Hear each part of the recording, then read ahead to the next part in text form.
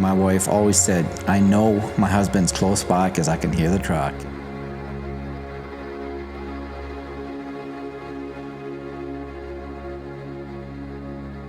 All right, so I'm Pete Fair.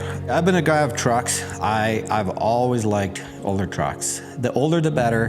When I was 17, 18, the trucks that we could afford were a little bit different. We couldn't really dip into the trucks that our dreams would like to have. When I was 19, I got this truck. It was a 1990 Chevy short bed. There was this guy at a laundry mat one time, and I just drove by there. I'm like, hey, if you ever happen to want to sell this truck, let me know. And I never thought of it again. And one day he connected and he's like, hey, if you're interested, my family is outgrowing it. If you're interested for so much money, then get it. So I ended up buying it. I was 19, so at that time I didn't have that kind of money, so I went to the bank. As I pulled away from the bank, the tranny blew. Oh boy, now that's huge. I mean, now we're spending that kind of money. I'm just like, wow, that's a ton of money. But I called the guy back and he just says, the sale is final. So I'm, okay, whatever. Got the tranny fixed and moved on. That truck treated me so well for so long.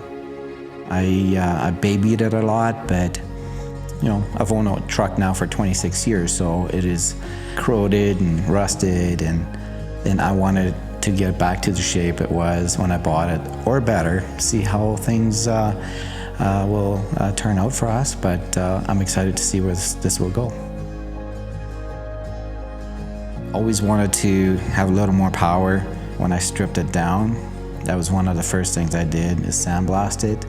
Found me a good engine, 6-liter LS with a 480 tranny, and that's what you see sitting in there right now, and hoping to see that to come to life. This truck means everything to me. When you think about, there's some guys that get to have some nice old truck that they get to enjoy for a long life, a long time, with their family, the wife. And to me, it means a lot. My oldest few kids have ridden with it when they were young, before we had to upgrade to a family vehicle. And it was a truck that we did a lot of dating with. We would go to Lethbridge, we would just go shopping in the mall. This truck was it. Like, we had friends out there, they were just all about this truck. Pete's got a nice truck, it is a nice truck. Man, so many compliments, and it was so cool to drive this truck. And it was me, it was us. That truck was seen somewhere, Pete is around. And so it's one of those, it's got a very, very special spot in our hearts. And when I would come home from work for lunch, I was close by. And my wife always said, I know my husband's close by because I can hear the truck. And I could have sold it for a very little money already, but we always felt that this was our first way of transportation for us as we started as a couple, as a family. And I have known Neil ever since he started dating his wife. And it seems like when we chat, it is just some good down-to-earth kind of chats. Was it 2-3 years ago, I got my truck deleted there.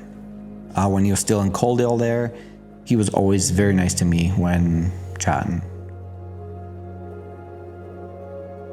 I'm still trying to find words for it. I'll back up a little bit. My family was saying, you know what, maybe fix up your truck, leave a little legacy for your wife and kids. So I went to Neil's shop, and I believe it was Brett that was up front there. I just asked for Neil, and he's like, well, he's not around, and he said, you know what, he'll give you a call when he's got time. He called me, and he's like, are you home, and can we come there at a certain time? And I'm like, sure. And so when he showed up in his chopper, it was just so neat. It was such an experience. It was something that doesn't just happen to people every day, especially myself. I've been going through some struggles, and health-wise, And for something like that to happen, it's incredible. I don't know what it's like winning $1 million, but I love this. This is something that means a lot to us, to me and my family. And so it's really special. I'm excited to see where it's gonna go.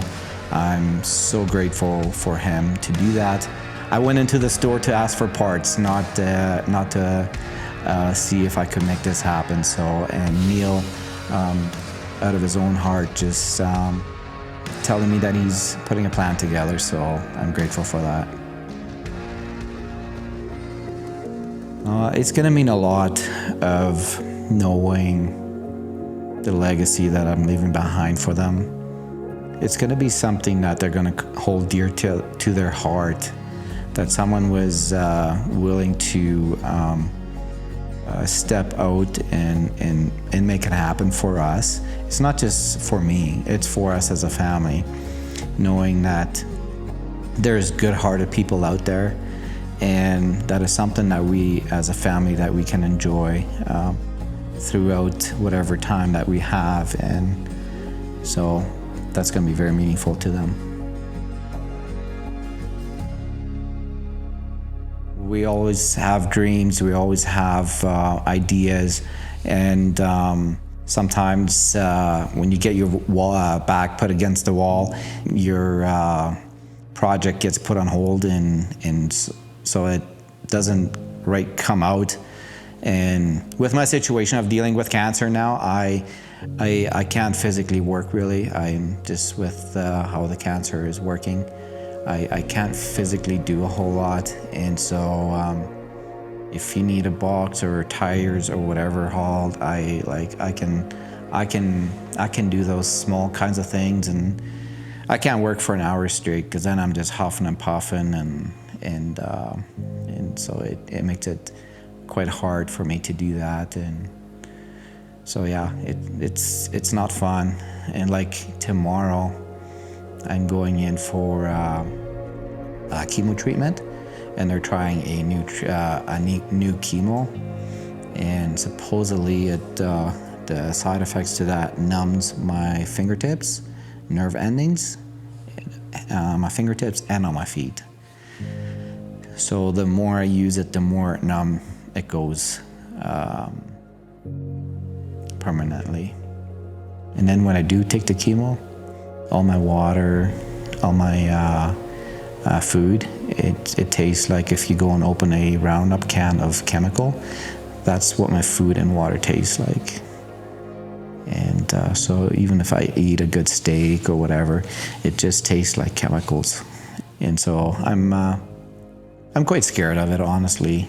It's something that I'm not sure how it's going to turn out, but I wish there was a way where that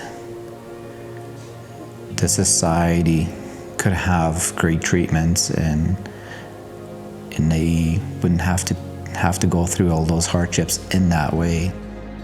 For now, I'm just gonna take it day at a time, and Neil and the group are just doing something out of their heart for us, and just fantastic to have people like that in your corner that can make something really special happen that we weren't really counting on. But just to know that there is always great people doing great things out there, and thank you for that.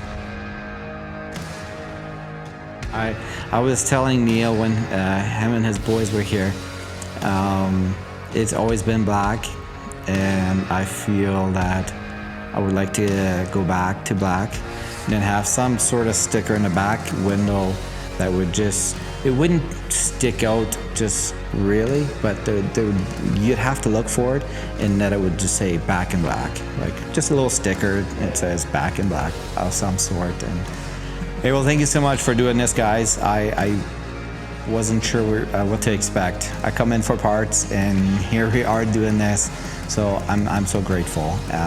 I'm sure that when this thing gets back out on the road, everybody will know that that's Pete's truck, and it will have a story. It will have a legacy and memories and good times from the past.